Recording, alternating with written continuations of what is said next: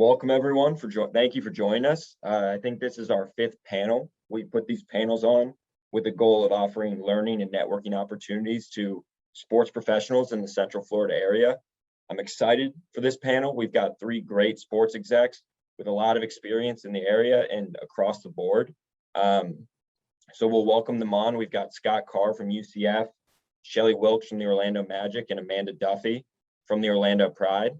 I'm going to tee them up for these questions and try to keep things moving, but try to speak as little as possible. I know we came to listen to the other 3. So without further ado, Scott, if you want to give a quick introduction and we'll move through. Absolutely. Thanks, Andrew. Appreciate the opportunity to be here today, especially with Shelley and Amanda as well. I'm excited to hear what they have to say. So I'm the Deputy Athletics Director over brand activation here at UCF. Quickly, what that means is I oversee a lot of our external areas, so marketing, communications, ticketing, corporate partnerships, a lot of the revenue generating areas as well, and what we're doing to build our brand. Been here for 5.5 years. Prior to that, I was at Auburn University for 6.5 years, Southern Miss before that. And prior to that, when I got started, I was at the FedEx Orange Bowl down in Miami, is where I got my career started for 4 years down there. So excited to be here and share with you all today. Amanda. Thanks, Andrew. Also excited to be here with everyone today and with this panel. Looking forward to our conversation. I'm currently the Executive Vice President of Orlando Pride. I've been in this position for about 15 months now, previously having roles with NWSL, Louisville City FC, and United Soccer Leagues, which is based over in Tampa, Florida. 15 years in the sports industry, all of those in the soccer industry specifically, and have worked my way through multiple layers from youth soccer through amateur, semi-professional, and professional, where I am today. In this role, currently have strategic oversight of our business and soccer operation, leading that direction as it relates to the Pride, with currently having just our first team on the women's side with Orlando Pride, and over time we'll develop that full pyramid of the sport that will help for the obvious technical and sporting reasons, but will also provide necessary growth from a brand and revenue perspective as well. And I'm Shelley Wilkes. Thank you all for joining today. I'm the Senior Vice President of Marketing and Social Responsibility for the Orlando Magic. I've actually been with the team for about 17 years, I think, if I add those all well. Started a few different departments. I had graduated from the DeVos program at UCF, which I believe you guys have all heard from Ashley Turner, go Knights, and went to undergrad there and played volleyball as well. So have been in Orlando for many, many years. Out of grad school, started with the Magic in the ticket sales department, and then moved into game entertainment and marketing for the next about 10 years of my career, and took on different roles there, doing live entertainment mostly. And in 2016, was approached about us bringing our minor league team, the Lakeland Magic, they are now called. They're our G League team that operate out of Lakeland. We started that team in 2017, and I was the team president there, launched that team, and spent about 3 seasons in Lakeland, commuting from Orlando both ways. So that was an amazing experience that we can certainly get into, and so excited that I was able to be a part of the G League and of growing the brand in Lakeland and continuing our development team there. Last July, I returned to the Orlando Magic in my current role, where I currently oversee live entertainment, content, social media, our marketing strategy and branding efforts, as well as our events and engagement department, our social responsibility, which is our community outreach, and our foundation in the OMYF. Perfect. As we try to peel the curtain back a little bit, I'm going to stay with you, Shelley. I know the Magic, you guys have your draft coming up. You guys' season just ended. Can you take us through your day-to-day responsibilities, whether that takes the side of what are you doing right now, or what does it look like on a day-to-day throughout the year? Yeah, day to day is interesting because it's never the same day to day, which I'm assuming will be the answers from the other two as well. It kind of just depends on what's happening specifically. But in general, I try to work closely with all of our team members, obviously multiple departments that overlap quite a bit. And we're really a service department in a lot of ways to the sales organization of the Orlando Magic. So we really work closely with all the departments within the organization for branding, marketing, content related needs. And then we do a ton in the community for anybody that's here locally in Central Florida. I hope that you have seen many of the efforts that the team has had over the past 30 plus years of just really investing and being present and good community members in Central Florida. So anything day to day could range from a branding project, whether that is uniform development or event related with the draft party coming up on July 29th at Amway Center, open to the public. So please feel free to join us. Or youth basketball efforts in our department, or grassroots marketing. So it really kind of depends on the day. It runs the gamut depending on what our area of focus is that specific day or hour or minute, actually. And Amanda, you're unlike the other two in that you guys are currently in season, and you were talking about you have a couple players going to the Olympics. Can you take us through the day-to-day right now? Sure, yes, we are in season. We're approaching the halfway point in the NWSL regular season, and currently the Pride are sitting in second place in the league standings. So a really good place to be.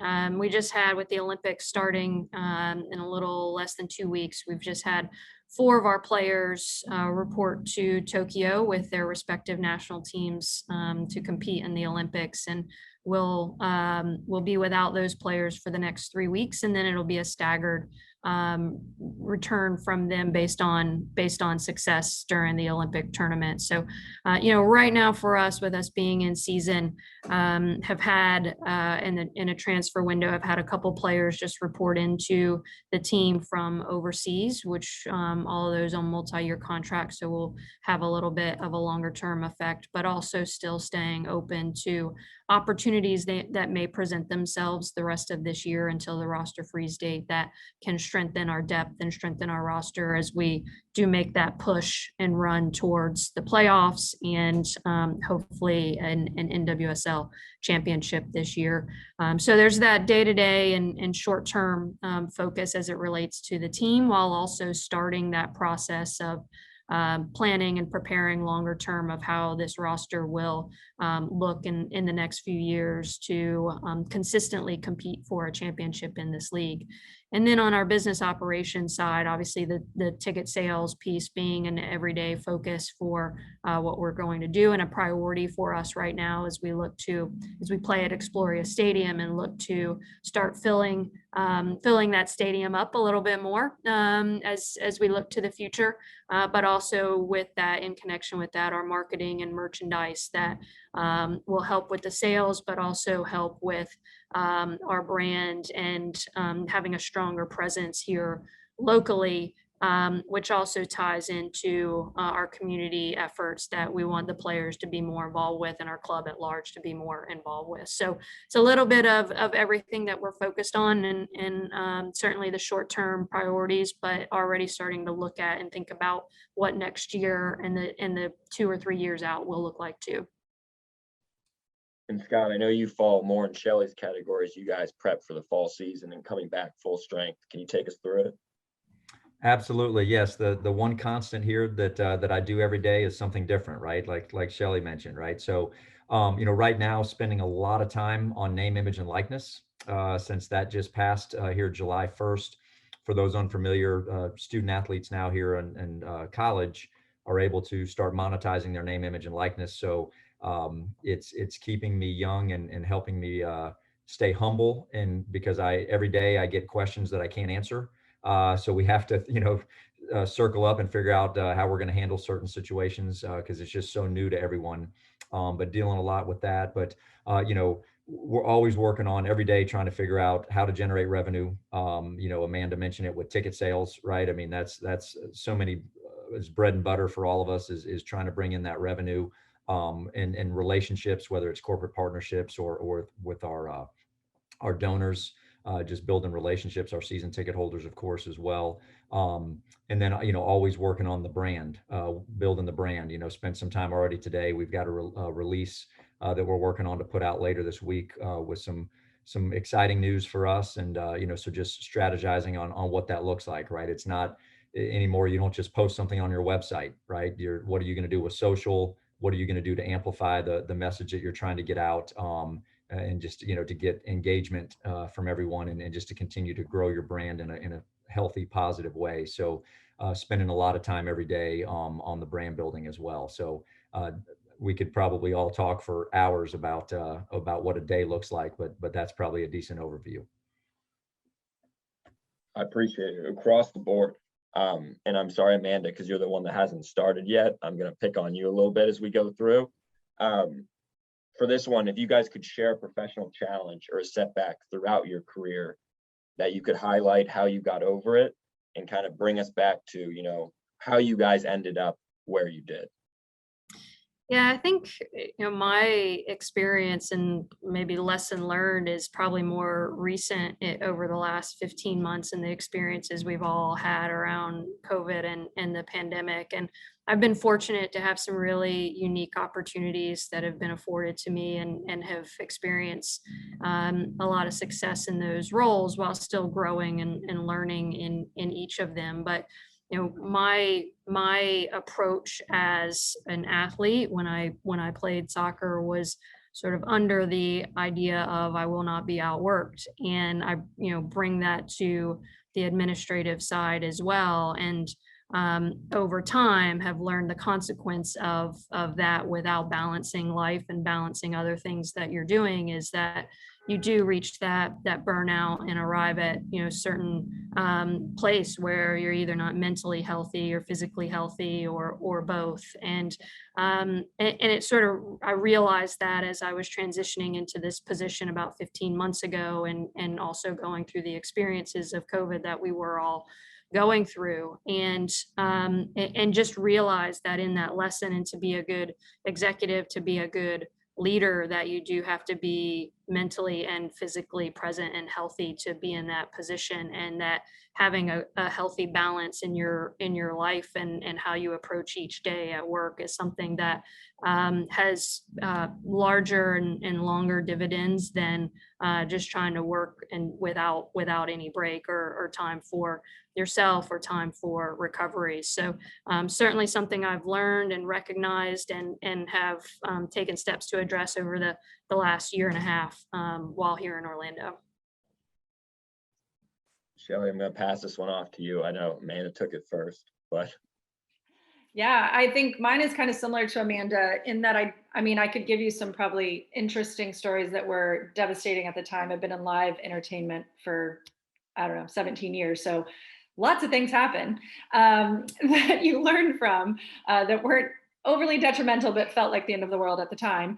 But I guess a higher level than that, kind of on what Amanda said, is I think one of the key lessons that I have learned in leadership is one, we all talk about, we get into management positions and there's not usually a lot of training into what that means and how to be an effective manager. And so what got us to that management position, I know for me specifically, is probably my type A personality. And as Amanda mentioned, will not be outworked and will make sure everything gets done, and grew up as an athlete. So like all of those things are true to me as well. And so in that process, you really learn how to manage people better. And one of those ways is by helping them grow.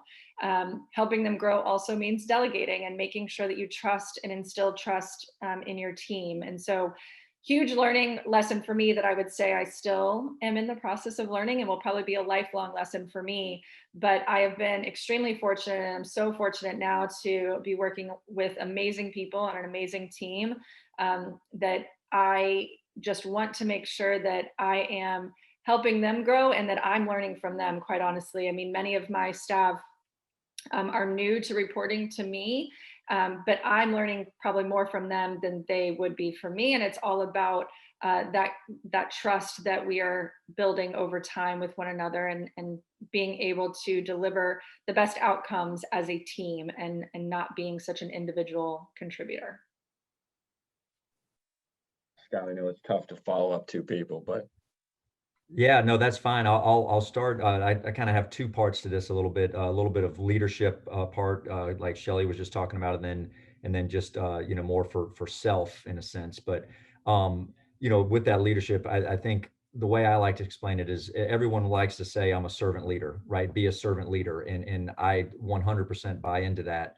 The key there though is truly being that servant leader, right? And I use the word empathy when I think about that. Is do you truly, kind of going along with what Shelley was just saying, is, if someone comes to talk to you about their career and wanting to grow and advance, do you truly want to help them, knowing that that probably means they're going to leave you, right? And if they're a great employee, you'd like to keep a great employee, but is it better for the employee, or is it better for you, for them to grow and to take that next position, even if it's outside of your organization? So I think from a leadership standpoint, being a servant leader, but really having, you're not just having it in your head and on your lips, but having it in your heart, right? To truly want to serve your employees. I think that's something that that as everyone becomes a leader, that you really need to have. I use there's a little analogy or saying, ICE, all right? The ICE, the letters ICE, integrity, curiosity, and empathy, right?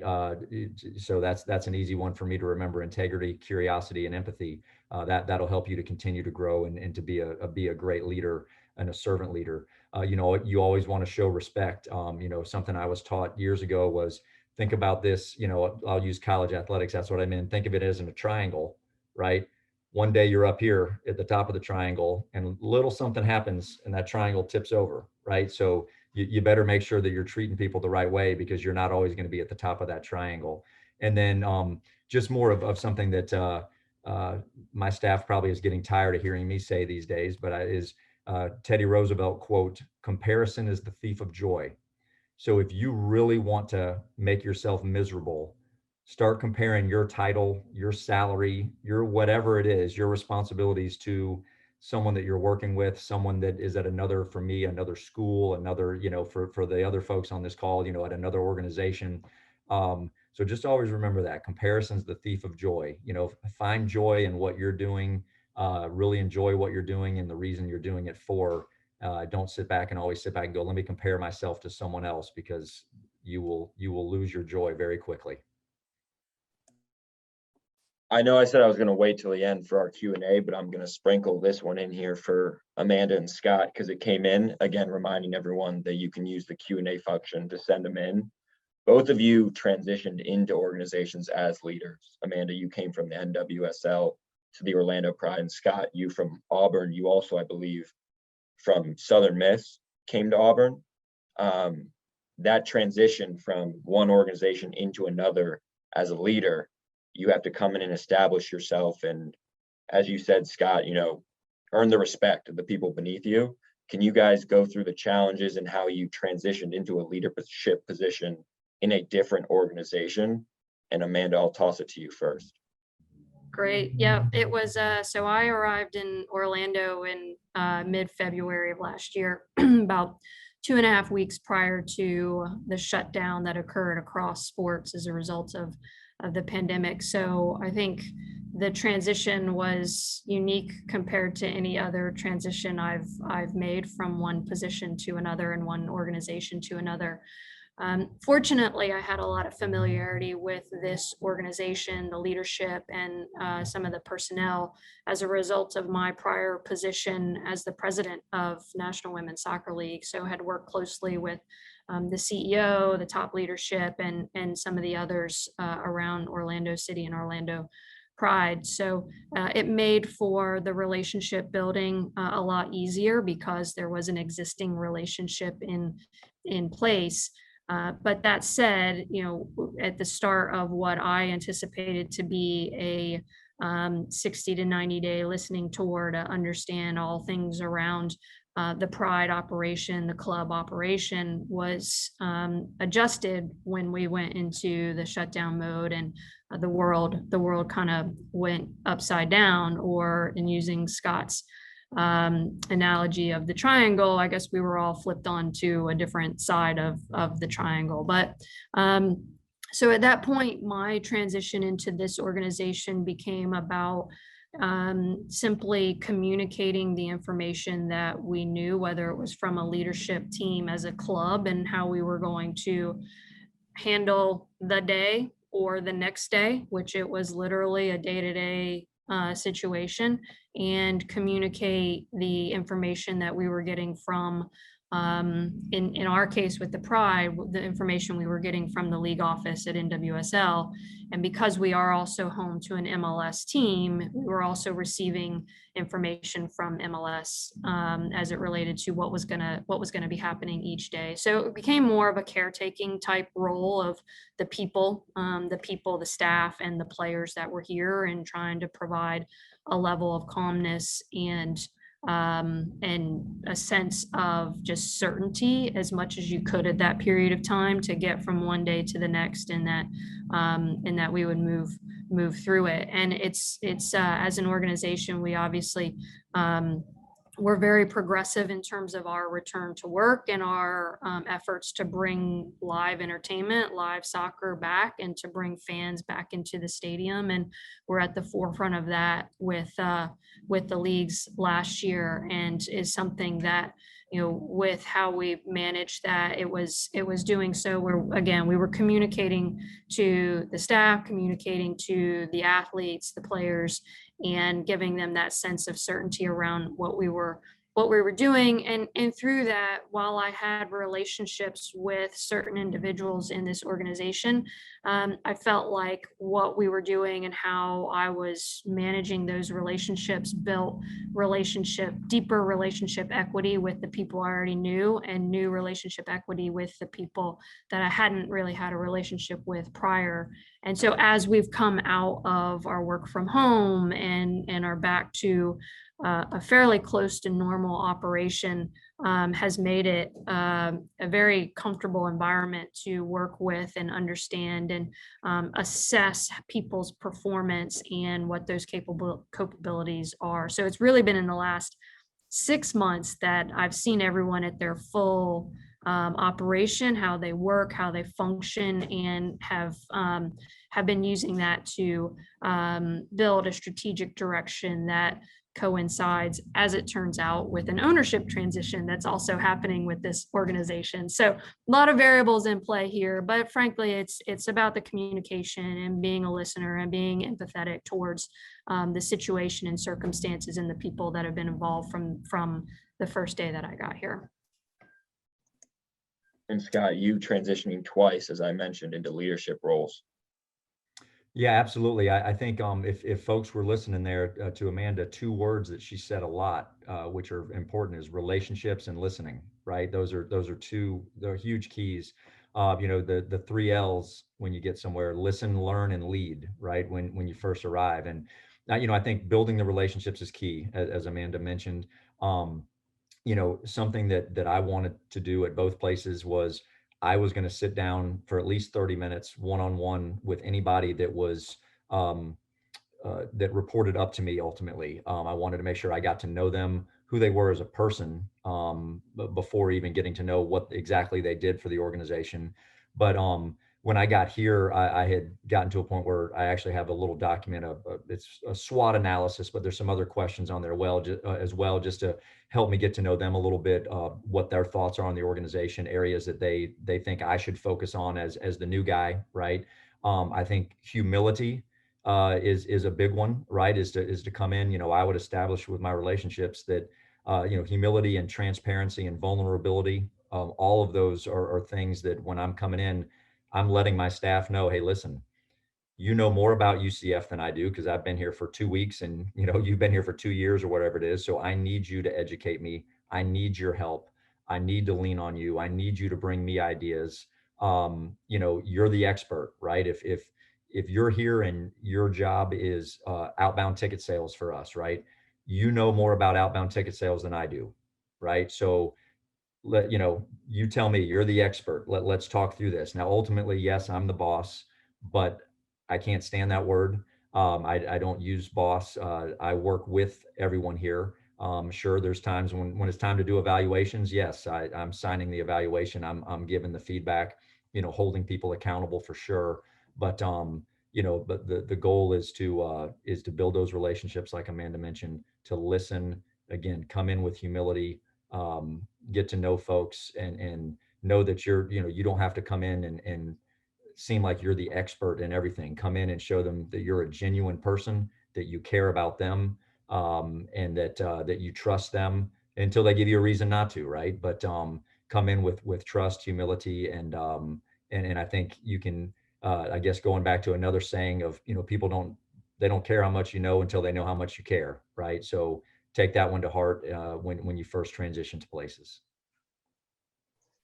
Michelle, I didn't mean to leave you off, but I wanted to tee you up for a different question. I know you transitioned from the Lakeland Magic to the front office of the Orlando Magic, and I'll admit I did a little digging, and your new VP, who became the president at the Lakeland Magic, was quoted as saying, "She has set me up to succeed." Can you talk about setting up the person beneath you to take over when it was time for you to move on? Yeah, so specifically as it related to Lakeland, I think there was going to come a time of transition for me personally. And I think this goes with any role, is that I think we need to be developing our staffs at the end of the day to be able to succeed if we are no longer there. I think that there's a growth plan and a growth strategy in doing that. And also, I think, again, going back to what I previously mentioned, is there's a level of trust that we need to have in our key leaders that can take over if we're not around. So in Lakeland, it was all about instilling that trust in the beginning, which I think what Scott was mentioning, and building the relationship so that we could work well together. And a lot of what we had to do in Lakeland were community relationships, partnerships, and ticket sales. So a huge portion of my job was in the community, speaking to different groups, doing a lot of these types of events. I think I've spoke to every single Rotary Club and every single small group, every single board of directors for any community organization. Talk to them all about who the Lakeland Magic were. So a lot of brand building. So what I really wanted to do in bringing in the new vice president there, and what I attempt to do here in Orlando, is give them opportunities to shine. So provide opportunities for them to be seen and recognized as the leader, be seen and recognized as the representative of the brand. And even all the way across the organization, we often talk about, you are a key portion of who the Orlando Magic are. If people know you in the community, specifically when it comes to a sports team, they associate you and your person as the Orlando Magic. And it's important from a personal brand perspective that we keep that in mind, and that we operate in that way, that you are your own personal brand that is representing the Orlando Magic or the Lakeland Magic. So really trying to set up people to put them in opportunities to succeed and grow. And that can be uncomfortable, both for me and for them, to be put in situations that maybe they don't feel like they're ready for. But I think that we are not ready for things until we actually do them. And once we start doing them over and over again, we become comfortable and realize that we actually are capable. And I think it's instilling the trust in people in themselves, and knowing that they had the trust from me as well. I'm going to transition us back to the script. I appreciate you guys staying along with me there. But as we talk about COVID, we can't have a webinar like this and when we're all sitting here on Zoom and not talk about COVID. But I'd like to kind of circle this around how each of your organizations have adjusted and how they're transitioning into the new normal while taking those lessons along with them. And I'm going to start with you, Scott. I know we're approaching a UCF fall season that's hopefully going to be back to normal. Sure, absolutely. It's and I'm sure Amanda and Shelly probably have the same situation. Is it's getting a little interesting because we are seeming like normal from a fan's perspective, right? But our leagues are still going to have COVID protocols in place for for our student athletes, for their athletes, right? Where it is a little different, right? Where we're going to have to probably have a little bit of barrier there between fans and our student athletes still, just because of COVID protocol and testing, right? It'll be a little unique there, but from a COVID perspective, obviously I think there's there was two thoughts, right? When COVID was going on, so you're either going to get better or you're going to get worse, right? And so what are you going to do to get better? And I know, that means personal, that means professional. And, I think at UCF, one of the things that we implemented, that we're going to stick with, and I think we were probably peeling the Band-Aid back, but now we're going to rip it, is digital ticketing, right? So, digital ticketing is better for the customer, and it's also better for us. And so that's something that we were able to implement last year, and people really liked it. It worked really well. It's so much, again, it's a much better customer experience. So that's something that we'll be able to completely implement now as well. I think obviously, I think we've all learned how to Zoom now. All right, 18 months ago, I probably wouldn't have known what Zoom was. But I think we've gotten better through the Zoom situation as well. I think we've learned how to help out, right? Because we were fortunate enough. The approach we took was that we chose not to lay off staff. We chose not to furlough staff. We cut operating budgets, and then if someone left the organization, we would not replace that position. And with those savings, that was helping us balance the budget. But that meant that we got to a point there in the spring where, that we had some departments that were down 60%, right, of the staff, or maybe more. But we worked through that, right? We were all helping each other out. We were sitting back saying, do you need, I'm saying, do you need me to help do something that maybe you would think is outside of my job description, but it's in all of our job descriptions right now, right? It doesn't matter what it is. I said, we'd have to probably theme it 80s or 90s night, but I said, if you need me to play music, I can do that, right? But I just don't know any of the new cool songs. So it'll be an 80 or 90s night. We'll just have to go with that as the promotion. But we just knew that we were going to all jump in and help each other out. And I think we've all gotten better for that. And, I know just, for me, from a personal standpoint, it was probably week 2 of the actual quarantine. And, I don't like to run, but I like to eat. So therefore, I'm going to run to try to balance that out, right? So I would run 3 days a week, 3 miles each time. So not a ton. My wife runs marathons. I don't do that. I cheer at marathons, but she runs them. But I after about the first week of staying at home, I'm going, I'm eating a much bigger lunch than I normally eat when I'm at the office here at home, right? Because there's leftovers, there's good food, there's chips in the pantry, there's all sorts of things. And I just started thinking about it. I said, if I keep this up, things are going to get worse rather than better. So I said, here's what I'm going to do. I'm going to go back and eat the exact same food that I would eat when I was in the office. I'm going to add a day on the treadmill. So I'm going to run 4 days a week instead of 3. I don't have a sweet tooth. I have a sweet mouth. So I said, instead of dessert like 7 nights a week, let's do like 4. Right. I said, I'm going to get better in this, instead of worse personally. And, added, instead of running and just maybe watching some random TV show or Sports Center or something, I was listening to webinars and podcasts and doing things for professional and personal growth, leadership seminars, whatever it may be, and just said, let's get better during this time and not go backwards. So I think there was a lot of positive lessons that could be taken out of COVID.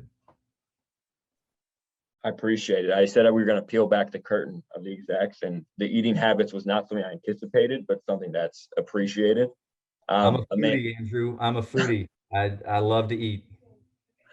Amanda, I know you guys kind of, went straight into the new normal with the NWSL season starting up and still going on, as you said.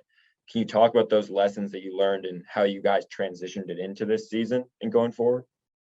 Sure. And I'll just say on a personal note too, to give more context, I hadn't had a running routine for a decade prior to the pandemic. So I'm now running 5 days a week, and from a food standpoint, during the pandemic, started actually cooking more versus the ordering in or DoorDash or whatever, which I seem to have a fond relationship with the DoorDash folks. But so it was very good on a personal level from that perspective too. But what we learned at Orlando City and Orlando Pride, we really ended up and very quickly moved into the focus around the fan engagement piece, our media relations, and our corporate partnership fulfillment, and pursuing the paths and ways that we could execute while doing so in this COVID world over that period of time. We also were a company that made the decision very early on that there weren't going to be layoffs, there weren't going to be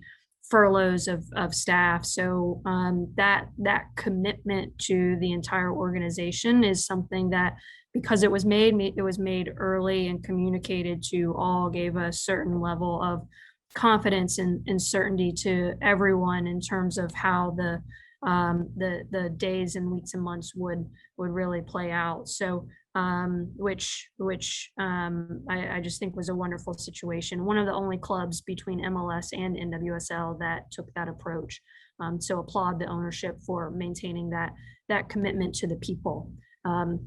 But again, just, all of us really learning this virtual world and how we could deliver content, how we could deliver corporate partnership activations and obligations in a way that was meaningful and that would satisfy the relationships that existed, the agreements that existed. And for a club that was already content focused with our organization, for the Orlando Pride in particular, we have a global fan base that support this organization, and probably less so of a domestic fan or a local fan support. So being able to deliver in those ways with our fans, with media, and with the corporate partnership fulfillment were key pieces to what allowed last year to be a success, and things that we will continue to do, certainly on the media piece and the relationships that we have. And because of the fan support that we have being an international piece, continuing to do and provide virtual access to the players or to the staff and the people that's relevant, continue to put our brand out into the media picture and the landscape. Fulfillment on those corporate partnerships allowed us to stay above water and be able to ease from 2020 to 2021 without a huge burden in terms of a financial repercussion. And I think that will continue to have a place in the conversations around corporate partnerships and how those look going forward. But the content technology, remote work, security and safety, those were all things that came to the forefront that elevated, I think, how we work and what we will continue to prioritize as we move into this new normal, as they say. And Shelly, not exactly like Amanda, but you guys had a very short off season during COVID, as you guys went straight from the bubble in Orlando and seemed in a couple months had started a new season. Can you talk about how you guys transitioned and were using lessons learned and are going to go forward with things?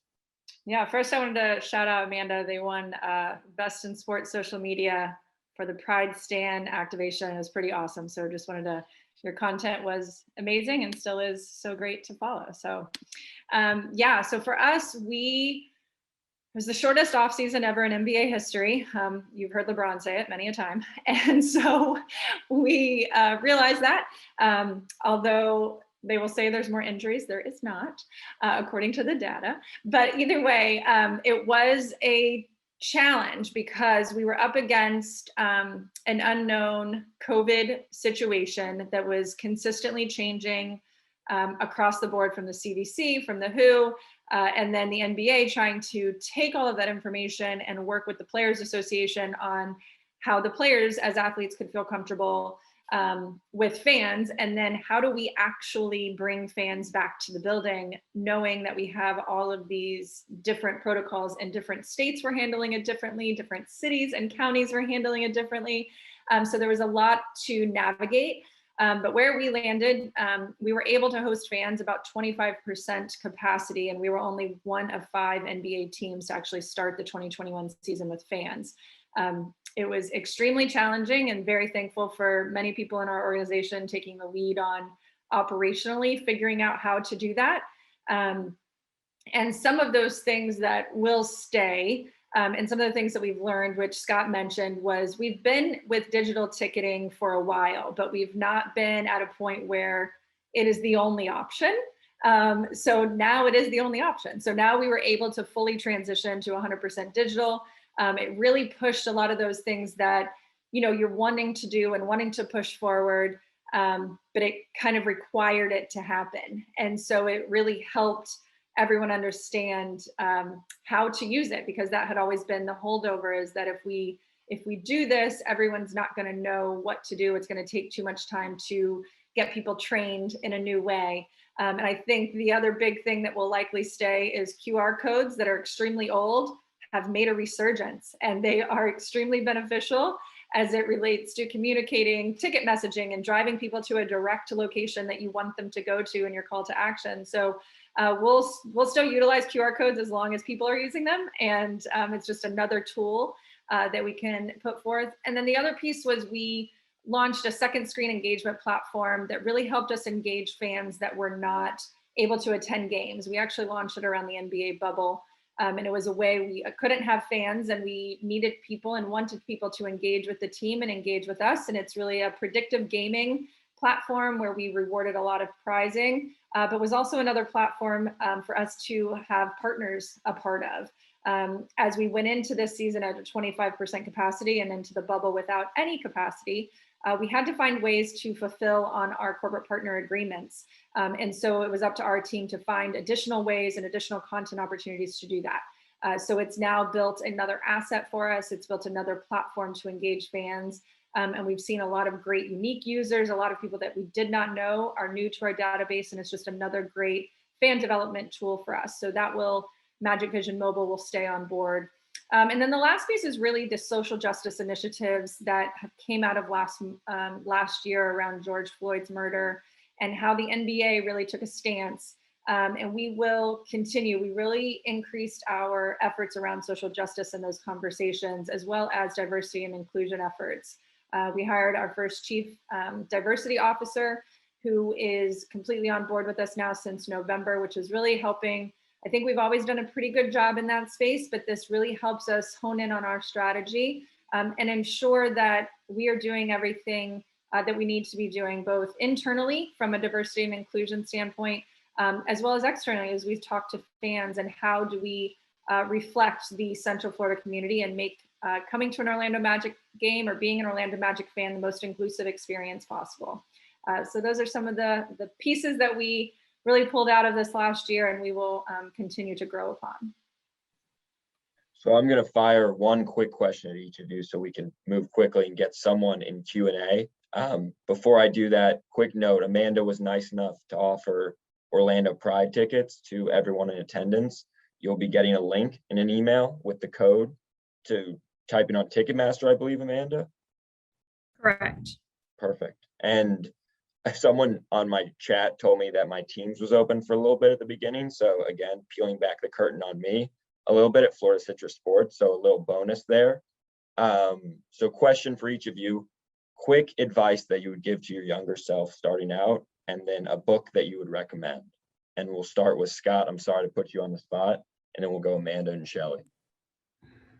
Okay, well, I shared almost all my advice earlier, but no, honestly, and I still give this advice to myself today, and I need to get better at it. You heard me mention, listening to webinars and podcasts and things of that nature. I'm a listen and watch and learn person more than a read person. Reading is not a passion of mine, so I need to get better there. So even though my dad was telling me this 25 years ago, I need to read more and not just watch webinars and listen to podcasts. So reading would be one. But as far as books go, the one book that I read every single day is the Bible. So that's my favorite book that I get the most out of. But outside of that, I'm a huge John Gordon fan. I read whether it's Energy Bus or the Carpenter, or I got sitting right here on my desk, The Power of a Positive Team. I just really like what he has to say, leadership, positivity, and they're all very easy reads, right? So that helps me a lot there as well. So I'm a big John Gordon fan.